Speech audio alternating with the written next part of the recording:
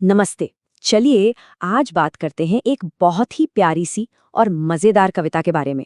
सुनने में ये बहुत सिंपल लगती है, पर इसमें सोचने के लिए बहुत कुछ है। कविता का नाम है कक्कू। अब ये कहानी है एक लड़के की, उसके नाम की और हाँ, उसके बड़े ही कह सकते हैं अनोखे स्वभाव की। तो इस पहेली को सुलझाना शुरू करते हैं। जरा देखिए, यहाँ दो तस्वीरें हैं। एक तरफ है कोयल, जिसकी मीठी आवाज सुनकर सब खुश हो जाते हैं, और दूसरी तरफ है हमारा कक्कू। नाम तो कोयल वाला है, पर जरा इसके तेवर तो देखिए। बस यहीं से सारी कहानी का मजा शुरू होता है। तो सबसे पहले ये समझते हैं कि आखिर इस नाम में ऐसा क्या खास है। मतलब कक्कू नाम का मतलब क्या होता है? कक्कू, इसका मतलब होता है कोयल। जी हाँ, वही चिड़िया जो इतना मीठा गाती है। तो जाहिर है, ऐसा नाम सुनकर तो यही लगता है ना कि ये लड़का भी बड़ा ही शांत और प्यारा सा होगा। पर कहानी में यहीं आता है एक ट्विस्ट। कविता की पहली ही लाइन सारी सोच को पलट कर रख देती है। लाइन है, लेकिन ये तो दिन भर रोता। अरे, नाम है कोयल जैसा और काम बस दिन भर रोना। यहीं से नाम और असलियत का फर्क साफ दिखने लगता है। तो होता क्या है जब किसी का नाम और उसका स्वभाव बिल्कुल अलग अलग हों? अक्सर उसे नए नाम मिल जाते हैं ना। तो चलिए देखते हैं कक्कू को उसके दोस्तों ने कौन कौन से 3 मजेदार नाम दिए, और हाँ, क्यों दिए।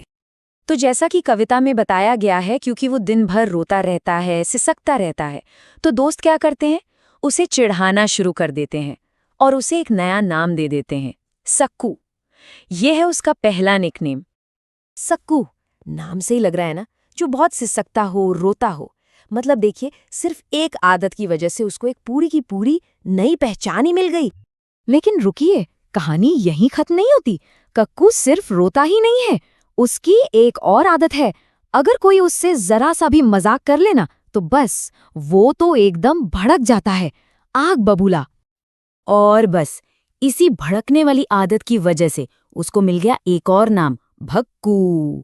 ये है उसका दूसरा निकनेम।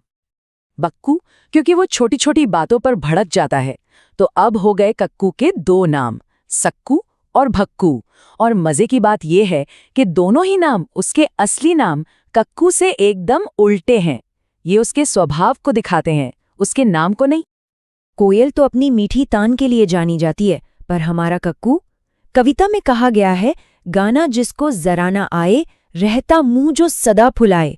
मतलब कोयल की तरह गाना तो छोड़ ही दीजिए, ये तो हमेशा मुंह फुलाकर ही घूमता है, एकदम नाराज। तो जो इतना झगड़ालू हो, हर बात पर लड़ने को तैयार, उसे क्या कहा जाए? कविता खुद ही एक और नाम सुझाती है जो उस पर एकदम फिट बैठता है, झक्कू। झक्कू यानी झगड़ालू, ये है उसका तीसरा नाम। तो हो गए पूरे 3 नाम, सक्कू, भक्कू और झक्कू, और तीनों ही उसके स्वभाव की वजह से मिले हैं। तो देखिए, यही है पूरी कहानी का निचोड़। एक तरफ कोयल, मीठी बोली, प्यारा सा गाना, और दूसरी तरफ हमारा कक्कू, जो दिन भर रोता है, झगड़ता है। नाम एक, पर मिजाज कितने अलग, है ना कमाल की बात। अब थोड़ा और गहराई में जाते हैं।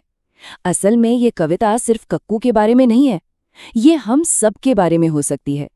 ये उस एहसास के बारे में है जो चिढ़ाए जाने पर होता है, उन भावनाओं के बारे में है जो नामों के पीछे छिप जाती हैं। कविता एक बहुत ही सीधा और जरूरी सवाल उठाती है, क्या किसी को कोई चिढ़ाता है, तब कैसा महसूस होता है? और ये एक ऐसा सवाल है जो हमें सोचने पर मजबूर कर देता है कि कक्कू को कैसा लगता होगा। देखिए, नामों में ना बहुत ताकत होती है, वो हमारी पहचान होते हैं। कभी कभी जो निकनेम होते हैं वो प्यार से रखे जाते हैं, पर कई बार वो चिढ़ाने का एक तरीका बन जाते हैं। और ये शब्द ही तो तय करते हैं कि कोई अंदर से कैसा महसूस करता है और दूसरे उसे किस नज़र से देखते हैं। तो एक बार फिर से कक्कू के बारे में सोचते हैं। जब सब उसे सक्कू, भक्कू, झक्कू ऐसे बुलाते होंगे, तो उसे अंदर से कैसा महसूस होता होगा? क्या पता वो बहुत दुखी हो, या शायद इसी वजह से वो और भी ज्यादा चिड़चिड़ा हो जाता हो। और यहीं पे ये कहानी हमें एक बहुत बड़े सवाल के साथ छोड़ जाती है कि कक्कू को आखिर बदलना क्या चाहिए? अपना इतना प्यारा नाम, या फिर अपना वो स्वभाव जिसकी वजह से उसे ये सारे नाम मिले? ये एक ऐसा सवाल है जिसका जवाब शायद हम सबको अपने अंदर ढूंढना है।